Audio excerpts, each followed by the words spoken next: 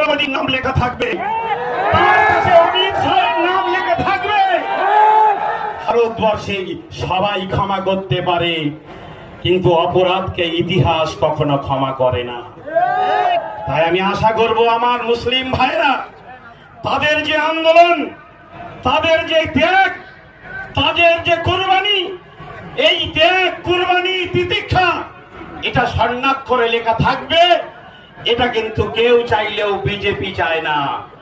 তাই বিজেপি দেখবেন বাড়ি যাওয়ার সময়ও কোথাও কোথাও ফাঁক পেতে দিতে পারে, কোথাও একটা পাঞ্জাবি পরা ছেলে কোনো আমার হিন্দু ভাইদের পবিত্র স্থান শনি মন্দিরে ঢুকে যেতে পারে, কালী মন্দিরে ঢুকে যেতে পারে। আপনারা কিন্তু ভুলেও ঢুকবেন না। যদি সম্ভব হয় মোবাইলটা খুলে ভিডিও তৈরি করে রাখবেন, পরে জামা খুলে দেখবেন